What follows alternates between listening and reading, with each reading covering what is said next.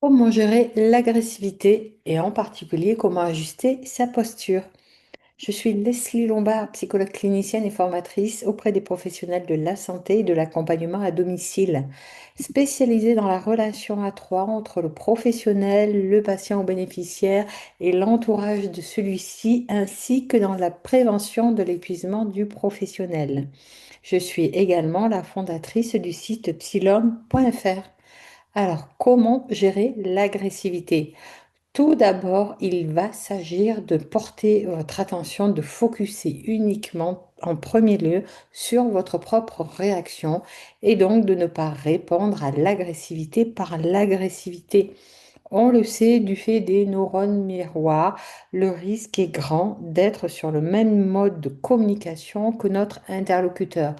Or, au niveau de la recherche, il a été prouvé que vis-à-vis du phénomène de l'agressivité, au plus l'un va être agressif, au plus l'autre va surenchérir, cela n'inclura qu'un cercle vicieux où le risque est grand que cette énergie d'agressivité se transforme en bombe et en vienne à exploser.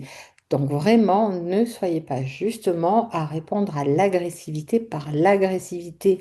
Au contraire, restez calme, gérez votre souffle, soyez là tranquille à contrôler votre ton de voix pour parler de manière posée et calme et non pas justement agressive.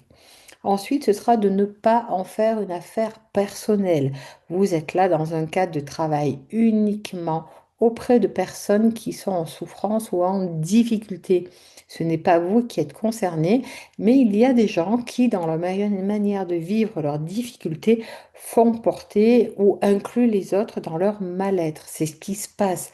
Donc, ça n'est pas une affaire vis-à-vis de vous-même, de compétence ou d'incompétence de votre côté, c'est que l'autre vous fait porter, vous fait partager la souffrance dans laquelle il peut se trouver. Ensuite, pouvoir gérer ou faire face à cette agressivité, c'est au sens propre, littéral du terme, de faire physiquement un pas ou deux de côté en soufflant, en respirant, en vous disant dans votre tête qu'à ce moment-là, vous prenez de la distance avec la situation. Vous le faites tout d'abord physiquement pour imaginer que ensuite, psychiquement, vous êtes à distance, loin de cela. Et enfin, ce sera si éventuellement vous êtes mal et que vous pouvez éprouver des peurs vis-à-vis de cette agressivité-là, de vous occuper de votre propre peur pour ne pas risquer d'avoir des comportements qui seront en lien avec cette peur et non plus des comportements qui soient adaptés à la situation. Si, je me permets une aparté, si en effet les situations d'agressivité vous mettent mal, n'hésitez pas à à entreprendre une thérapie, d'investir dans ces méthodes-là pour vous soigner et ne plus être en situation d'impasse ou de blocage quand vous êtes face à des situations d'agressivité chez les patients ou leur entourage. Ensuite, comment parvenir à désamorcer le conflit? Tout d'abord, manifester ouvertement, clairement et avec authenticité que vous êtes à l'écoute du comportement agressif sans juger ni rabrouer ce comportement-là. Ensuite, ce sera de pouvoir reformuler ce que vous dira la personne en disant, alors Madame Untel, si j'ai bien compris, ce qui vous a mis en colère, c'est quand votre mari a dit telle et telle situation, quand tel professionnel a eu tel ou tel comportement, est-ce bien cela? Montrer que vous souhaitez être dans le win-win avec l'autre et non pas dans le rejet vis-à-vis de l'autre pour pouvoir comprendre et ensuite penser avec elle ce qui pourrait l'aider à s'en dégager. Troisième point, ce sera de pouvoir établir des limites claires. Ça, je l'ai repris dans une de mes formations où justement j'ai repris le cas d'une dame qui hurlait au sens littéral du terme tout au long de l'entretien et qui même s'en prenait à moi dans les mots, mais vous tous les soignants, vous êtes comme ceci, comme cela. Et à un moment donné, avec calme, j'ai posé le fait que je pouvais entendre ce qu'elle me disait, que si elle criait, ben, et là j'étais à retenir les cris, mais par contre que pour comprendre clair ce qui se passait, j'avais besoin, voilà, qu'elle puisse se calmer petit à petit et pouvoir s'exprimer sur un autre mode. Et cela a été possible, et même qu'à la fin, la personne a pu s'excuser de m'avoir justement agressée. Donc oui, c'est important de pouvoir indiquer que vous êtes prêt à l'écouter, que vous êtes prêt à dialoguer, à rechercher des solutions avec elle, mais que pour cela, pour réfléchir, vous avez besoin que le ton descende et que ce soit un peu plus calme. Et enfin, comment on désamorce l'agressivité en cherchant de manière véridique et authentique, là encore, ce point-là est important, une solution qui aide la personne pour pouvoir évoluer vis-à-vis de de comment elle vit la situation.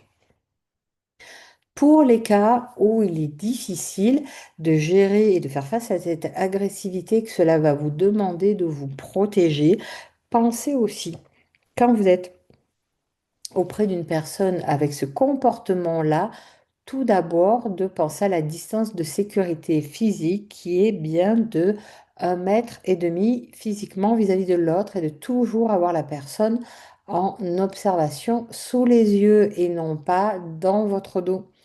Je pensais à l'exemple d'une aide à domicile qui, alors qu'elle voyait qu'une personne avec des troubles psychiatriques était en manque vis-à-vis des drogues qu'elle prenait, eh bien, c'était affairé à s'occuper des tâches ménagères et donc à tourner le dos à cette personne, à se pencher pour aller voir sous l'évier, etc. des choses. Et donc, la personne, comme elle était en crise, a profité de cela pour s'en prendre à elle physiquement. Donc, soyez au clair que vous, vos moyens, vos outils, vos clés qui vont vous permettre de vous dégager de la situation, c'est j'observe, je regarde et je suis aussi prêt ou prête à réagir physiquement s'il le faut. De pouvoir aussi savoir partir, dire là, cela me dépasse ou je n'y parviens pas et que je n'ai pas envie que la situation s'enquiste ou en vienne à exploser. Donc, je mets un terme de manière correcte, posée et calme et non pas en criant ni en claquant la porte à la relation avec la personne. Puis enfin, quand vous partez, surtout de ne pas rester seul vis-à-vis de cette situation-là. C'est important de pouvoir débriefer, que ce soit avec vos supérieurs, avec vos collègues ou de nouveau en investissant dans quelques séances de thérapie pour ne pas risquer d'être bloqué si cela vous a perturbé, si vous avez eu très peur, voire traumatisé, de faire face à ce traumatisme-là pour pouvoir le traverser. Alors, cette vidéo étant terminée, je vous invite à partager vos expériences dans les commentaires. Vous pouvez découvrir la toute nouvelle formation gratuite durant laquelle je partage avec vous des clés pour vous amener à séparer votre vie personnelle et professionnelle et à gérer le stress. Voici le lien que vous pouvez copier et coller sur votre navigateur. Autrement, sur le site psylearn.fr, vous accéderez à tout le détail de cette formation ainsi que le lien sur lequel vous inscrire. Enfin, si vous avez apprécié cette vidéo, vous pouvez la partager, mettre un pouce vers le haut et vous abonner à ma chaîne YouTube. Alors à très vite pour de prochaines vidéos.